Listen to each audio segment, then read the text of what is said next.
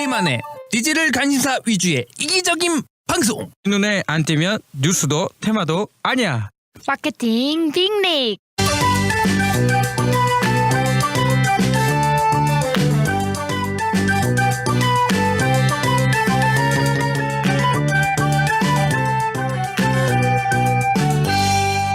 네, 여러분 안녕하세요. 네, 안녕하세요. 네, 드디어 6월입니다. 6월.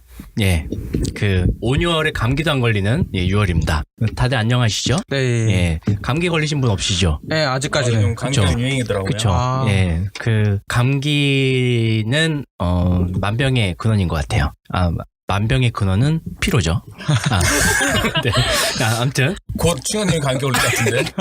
네, 아무튼 오늘 이 역사적인 시즌 4가 됐습니다. 네, 드디어. 그렇죠. 예. 이 방송이 나갈 때쯤이면 6월 중순이 될까요? 그렇죠. 아마 빨리빨리 낸다 해도 네. 그 정도 될 것 같아요. 그렇죠. 기념비적인 네. 새로운 프로젝트 MC가 오셨죠? 네. 그쵸? 아마 오프닝 멘트를 통해서 아마 익히 드셨을 거예요. 시즌 3 마지막 9, 테스트. 10에 함께 해주셨던 네. HBR의 OP이셨던 네. 노지훈님이 오늘부터 시즌 4를 같이 해주시게 됐어요.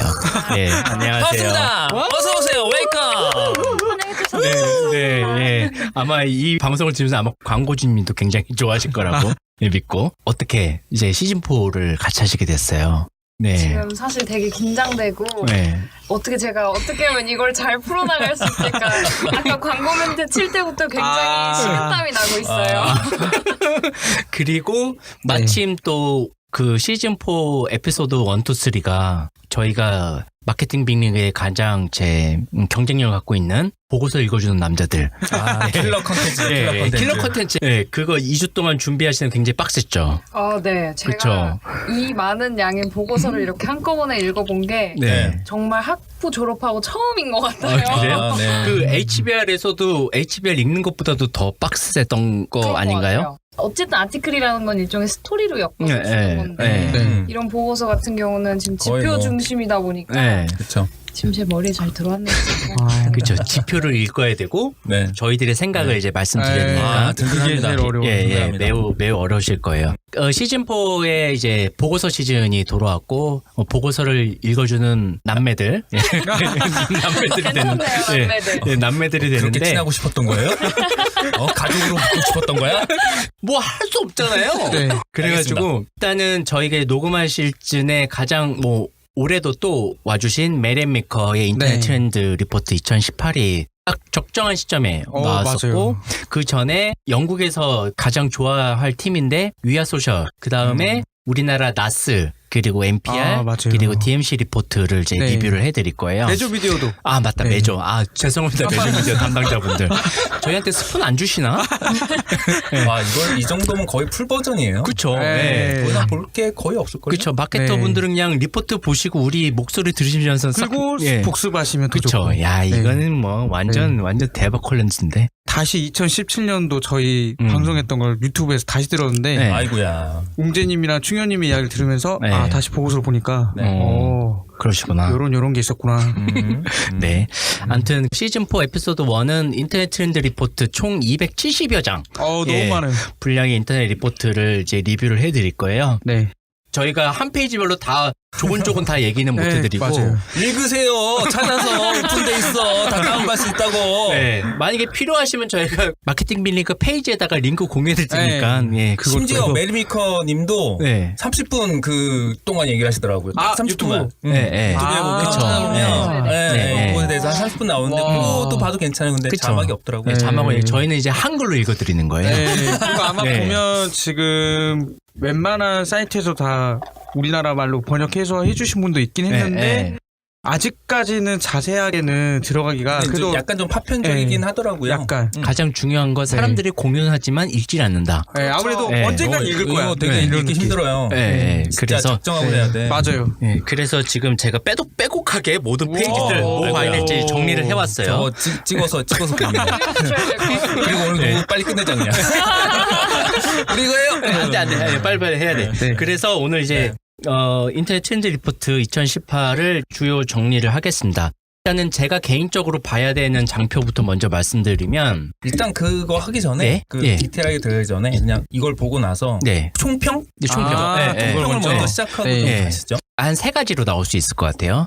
이제는 모바일 시장이 완벽하게 굳어졌다. 아, 예. 이제 뭐 성장 가능성이 뭐 예전에는 막 뭐 무슨 뭐 드라마틱한 막 그래프들이 나왔는데, 그렇죠? 네, 그리고 전체 사용자 대비 전체 트래픽이 이제 정체기가 네, 왔다. 맞아요. 완전 네. 정책이에요. 네. 음. 그리고 세 번째, 중국과 동남아시아 시장이 굉장히 무섭게 올라왔다. 오. 예. 계속 이제 작년, 재작년 보고서에 네. 이어서 네, 걔네들은 지치지도 않아요?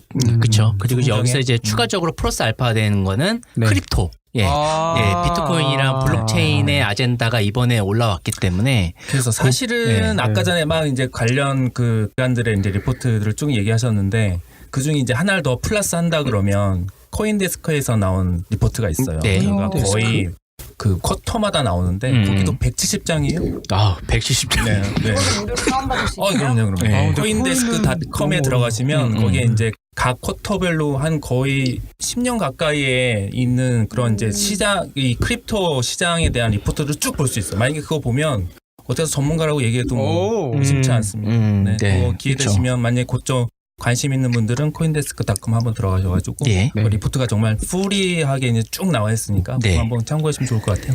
그러면은 제가 살짝 한 5분에서 10분 정도 제가 강조되는 포인트를 말씀드릴게요. 인터넷 트렌드 2018 리포트를 보면은 총 12개의 목차로 나눠져 있어요. 그 사용자, 사용량, 뭐 이커머스 광고, 그리고 컨슈머 리포트, 데이터, 그리고 전체 경제 성장 관련돼서 중국, 기업 소프트웨어, 미국 시장과 그 위에 것들이 나와져 있는데 저는 일단은 두 번째 목차인 우주 에이지 10에서 12페이지에 있는 부분이랑 그리고 광고 다섯 번째 95에서 99페이지까지 있는 광고 부분 네. 그리고 세 번째로 데이터 게더링이랑 옵티마이제이션 176에서 네. 229까지 있는 내용들을 말씀을 드릴게요. 10페이지를 피우면 되나요? 예. 네. 10페이지부터 먼저. 네, 지금 우리 메리미커 보고서를 듣고 예. 계신 분들은 10페이지. 예. 페이지부터 봤을 때 가장 중심적으로 봐야 될 거는 전체 데스크탑이랑 랩탑 그리고 모바일의 간극 자체가 이제는 확연하게 2016년도, 17년도 거의 이제 역전 현상이 완벽하게 이루어졌고요. 거기에 따라서 가장 중요한 거는 14페이지 보시면 디바이스부터 억세스, 심플리스트, 페이먼트, 로컬, 메시징, 비디오, 보이스, 그리고 퍼스널라이제이션. 이게 현재 모든 전 세계 사용자나 국내도 뿐만 아니라 그 사용자들이 주로 활동하는 것들을 키워드로 뽑았을 때 이게 대표적인 것으로 정리가 됐다는 게 굉장히 주목할 부분이고요. 그 다음에 이어서 17페이지 보시면 2008년도, 2009년도에 모바일 그 스마트폰이 나왔을 때는 단지 이제 메시징과 인터넷 브라우징이 중심이었었는데 이제는 텔레그램을 기반으로 메시징, 커머스, 미디어, 프로덕트에 대해서 아젠다 세팅이 확연하게 됐어요. 그리고 여기에 각각에 맞춰서 해당 리포트에도 각각 메시징 부분도 있고 커머스, 미디어 부분들이 각각 분할이 됐고요. 그 다음에 18페이지를 보시면 전체 구매 채널의 이제 트랜잭션을 봤을 때 전체의 퍼포먼스의 60%가 디지털. 사용자들의 구매를 봤을 때 이미 디지털이 절반을 넘어서 모바일 지불 그리고 메신저를 통한 커머스도 같이 포함됐고 특히 중국을 비롯해서 동남아시아의 그 QR코드를 통한 지불 시장이 디지털화된 게 이제 확연하게 보여지고 애플뿐만 아니라 아마존 그리고 구글이 한참 열심히 하고 있는 스마트홈 디바이스에 대한 퍼센트 레이트도 2017년 이제 16년 대비 많이 올라왔습니다. 그 대신 웨어러블 부분들은 좀 떨어진 걸로 해석이 되고 있고요. 그 다음에 쭉쭉쭉 넘어가시면 가장 중요한 게 그 33페이지를 보시면 이번에 페이스북의 그 캠브리지 애널리틱 이슈에서도 아젠다가 됐지만 데이터랑 프라이버시에 대한 부분이랑 세이프티랑 컨텐츠 부분에 대해서 아젠다를 펼쳐놨습니다. 이 부분은 유제지뿐만 아니라 뒷부분의 장표에도 계속 반영이 되고 있지만 그 부분들이 어찌 보면은 이번 리포트에서도 메인 키워드가 됐었었고요. 쭉 다음에 이제 넘어가 보시면 그 맨 마지막 장, 그 미국의 기술 기반 컴퍼니들이 계속적으로 여러 가지 R&D 부분에 많이 비용 투자하고 있는 부분에서도 결국에는 이게 프라이버시 쪽 정보 보호 부분에 어떻게 쓰여지고 있다라는 부분들이 같이 그래프로 나와져 있습니다. 요 부분까지가 제가 말씀드리고 싶은 사용자 비율이고요.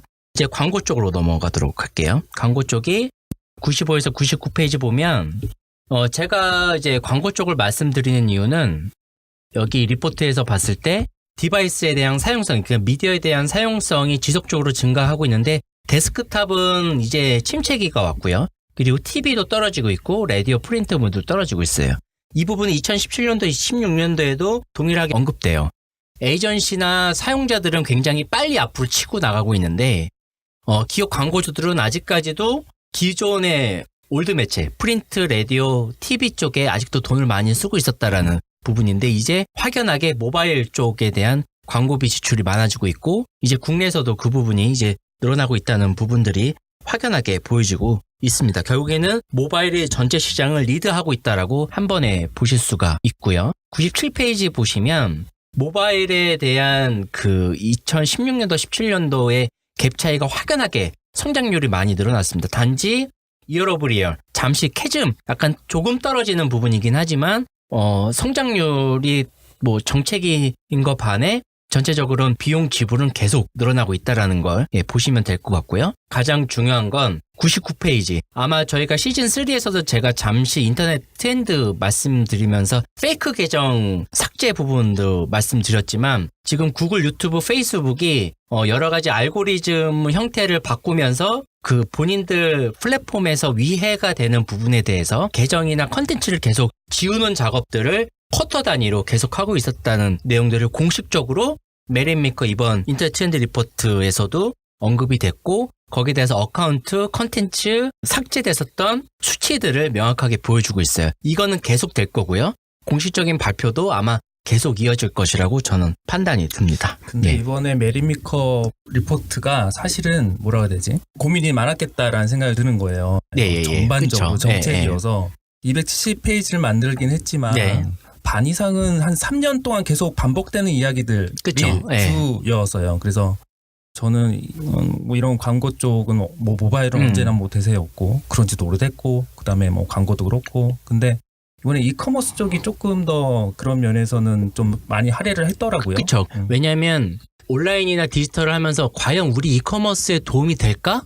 라고 이미 C레벨도 많이 물어봤고 현장에 있는 사람들도 과연 모바일이나 인터넷을 통해서 우리 이커머스 시장에 대한 이어 오브 리얼 그로스에 대한 지표들을 얼만큼 우리가 확인할 수 있어 라고 계속 아젠다를 던졌었거든요. 그리고 아마 메린 미커도 3년째 이제 리포트를 하고 있지만 이제 컨설팅 펌이나 일반 리서치 펌에서도 항상 고민이 있을 거예요. 과연 작년도 대비 전체 시장이 늘어났느냐라 해서 어떻게 현상 분석을 했을 테고 특히 이커머스가 발전하고 있는 우리나라뿐만 아니라 미국 시장, 유럽 시장에 대한 현상 분석에 굉장히 목매달아 하고 있었을 때 근거 자료를 내놓는 게 아마 올해가 이제 분기점이 돼서 이제 확 달라질 것 같거든요. 그럼 저도 하나 여쭤보고 싶었던 거는 2017년도 자료랑 2018년도 요약본을 단순히 봤을 때 분이 보시기에는 2018년도 이번 리포트에 전년과 대비해서 가장 달라진 점은 어떤 부분이셨어요? 저는 그런 것 같아요. 이제는 그 모바일이나 우리 소셜미디어 쪽은 되게 한계가 왔기 때문에 이 친구들은 이미 거기에 대해서는 그 약간 거리를 두고 싶어 한다. 특히 그거 이외에 새로운 아젠다를 계속 끄집어내려고 굉장히 고민한 포인트들이 많이 보여요. 그런 맥락에서 크립토도 나왔다고 그리고 USA 파트가 별도로 있었다는 거는 기존의 그 미국 시장이 전체 침체보다는 약간 성장하고 있다라는 가제를 놓고 미국뿐만 아니라 그 다른 유럽 시장들이 어떻게 성장할 것이라는 예측 자료 같이 담긴 것 같아요. 근데 이번에 커머스 부분은 저는 주요 깊게 봤는데 그 중에서도 약간 관심이 많이 갔던 게 쇼피타이라는 서비스거든요. 이 서비스가 처음에는 네이버의 그냥 쇼핑처럼 그런 플랫폼 입점하는 그냥 인입 차원에서 이렇게 만들어 놓는다고 생각을 했는데 커머스 자체에서 이걸 다룬 이유가 앞으로는 개인화와 검색 이렇게 두 가지를 나눠지면서 이 개인화에 맞춰서 플랫폼을 어떻게 활용할 것인가 이거를 좀 더 접근을 하더라고요. 앞으로 이제 지불 관련 API도 이렇게 태그를 그냥 긁어서 복사해서 붙이면 누구나 이걸 지불할 수 있는 시스템을 마련할 수 있다. 이런 가능성이나 작년이나 조금 다른 게 약간 트렌드에서 조금 더 나아가서 이렇게 이제 앞으로 변화하고 있다는 거를 근거를 조금 제시해주는 그런 거를 하나씩 투척을 해주더라고요. 그렇죠. 그러면서도 고객 생애 가치를 이번에 언급을 해줬는데 솔직히 웅재님도 말씀하셨지만 인터넷을 사용하는 사람들이 뭐 정체라고 하지만 결국 이 사람들은 어떻게 시간을 소비하느냐에 따라 다를 거다. 요거를 접근해줘라. 요런 걸 이야기를 해주는 것도 작년이랑 좀 다른 것 같더라고요. 그런 느낌을 받을 정도로 상세하게 이번에는 이런 식으로도 이렇게 되구나. 근데 약간 좀 특이했던 부분이 광고비를 다시 투입한다는 부분이 나왔거든요. 그러면서 실적에 대한 마진 압박이 오니까 결국에 이제 모바일 디지털도 예전에 줄인다고 했지만 계속 늘릴 수밖에 없구나. 그럼 우리나라도 결국에 똑같은 현상이 오버랩되구나. 그 여기서 이제 중요한 거는 이미 메리메커 여기가 이제 컨설팅 펌이고 리서치 펌이기 때문에 항상 이 친구들은 매년마다 아니면 분기 반기별로 아젠다 세팅을 굉장히 중요시 하거든요. 근데 2016년, 2017년도는 근 2년 동안 계속 테스트베드로 리포트를 발간했지만 올해에는 뭔가 2년 동안의 경험을 가지고 그들만의 그 아젠다나 키워드를 세팅하고 싶었을 거예요.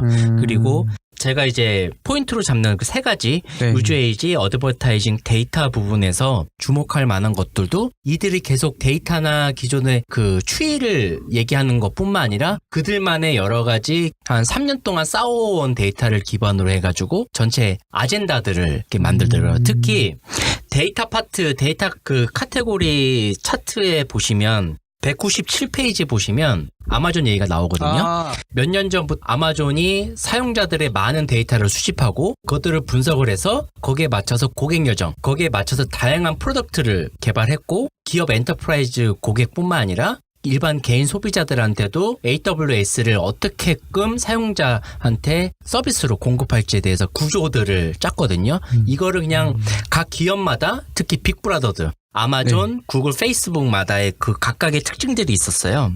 혹시 그건가요? 구글이 이제 플랫폼이 커머스로 옮기고 아마존이 광고 플랫폼으로 맞아요. 옮겨진다는 191페이지. 191페이지 보시면 아마존이 이커머스, 그리고 구글 알파벳이 검색, 그리고 페이스북, 인스타그램이 또 소셜미디어, 그리고 넷플릭스가 비디오, 부킹닷컴이 여러 가지 그 인벤토리를 쌓은 각각의 해당 카테고리들을 미국 소비자들이 만족하는 여러 가지 인덱스 스코어를 있는데 요게 맞춰서 해당 기업들의 카테고라이징을 확연하게 했었던 거. 이거는 어차피 사용자의 데이터를 가지고 그들의 서비스를 디벨롭한 거거든요. 이게 결국에는 전체 빅브라더가 이렇게 가고 있다. 2016년도, 17년도 리포트는 전체 뉴미디어에 대해서 굉장히 했었었고 AI나 스피커 그런 것들을 얘기했지만 이제는 점점 세분화돼서 본 리포트를 구분화 짓는 그 작업들이 이번엔 굉장히 잘 된 것 같아서 저는 그런 느낌이 있었습니다.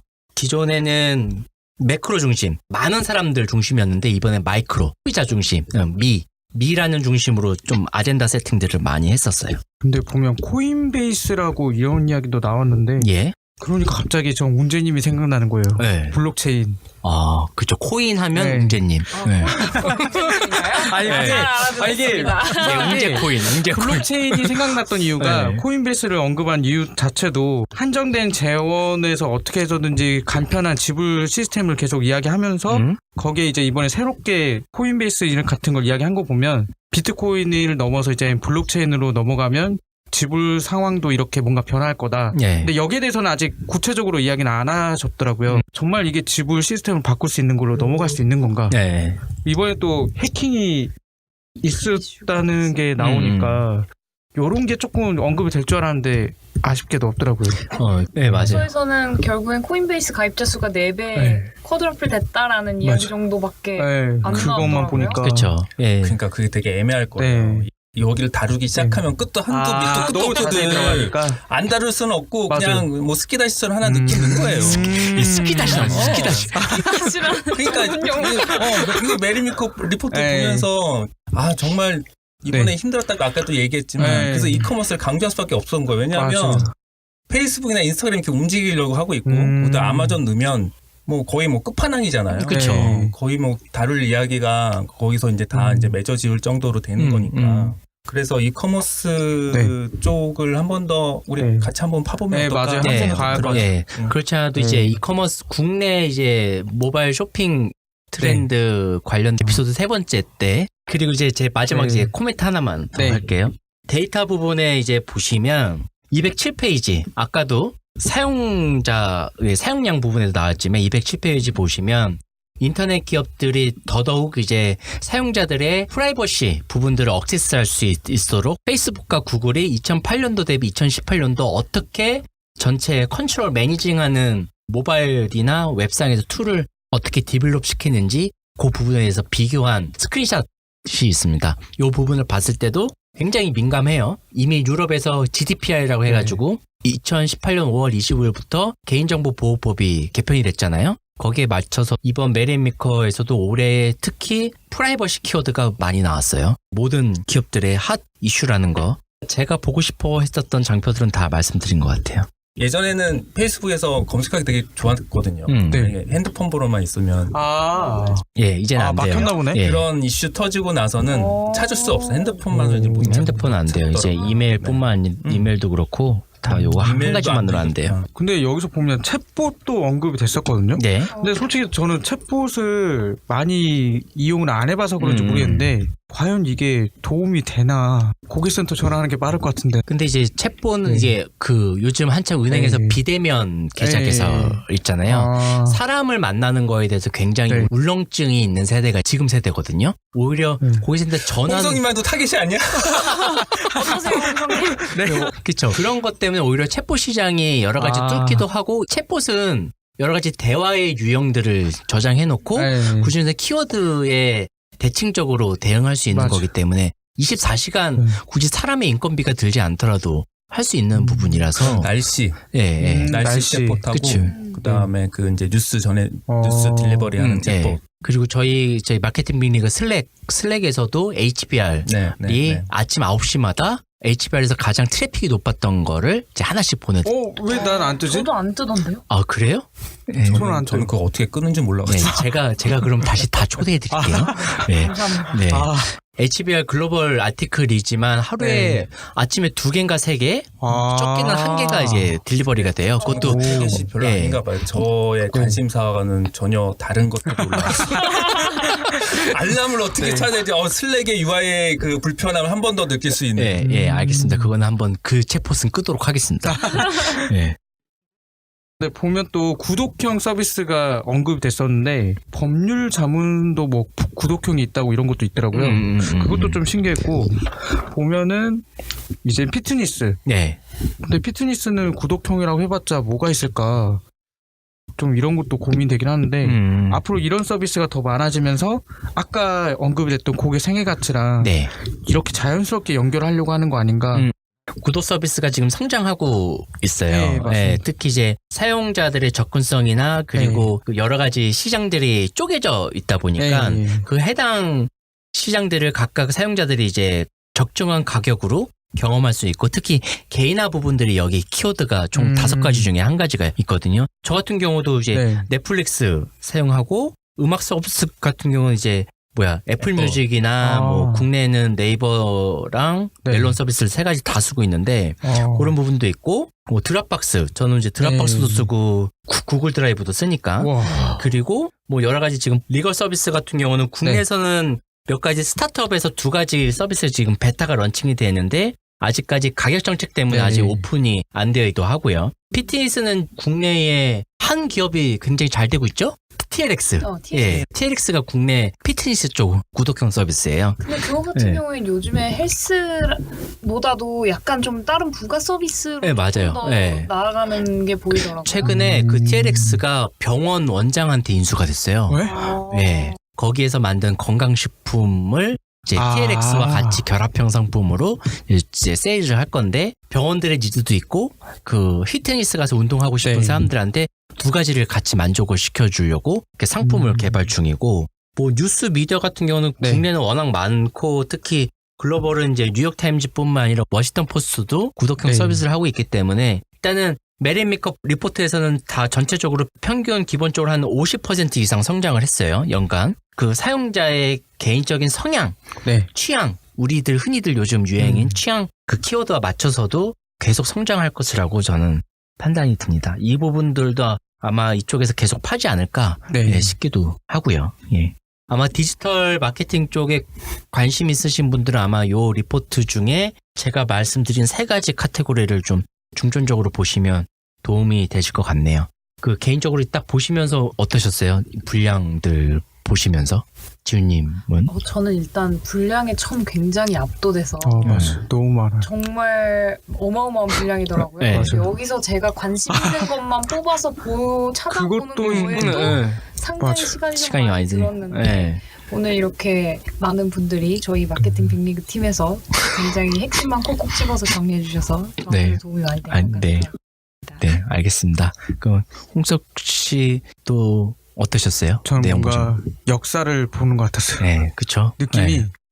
이런 식으로도 간단한 그냥 그림 스크린샷과 지표인데도 이게 그냥 나온 게 아니구나. 그러면서 와 그동안의 보고서보다는 정말 알찼던 느낌. 사실 2016년도 인터넷 트렌드 리포트에서는 그 음성 서비스 있잖아요. 네. 시리뿐만 아니라 아마존 에코 그런 거 나오면서 여러 가지 그 검색 서비스의 역사를 밝혀낸 점도 있었었고 키보드 역사를 다루다 갑자기 시리가 나오는 와. 전체 한 페이지에 정리됐었던 내용들도 있어요. 그때는 AI랑 보이스 서비스, 보이스 검색 부분들을 파면서 그렇게 했었거든요.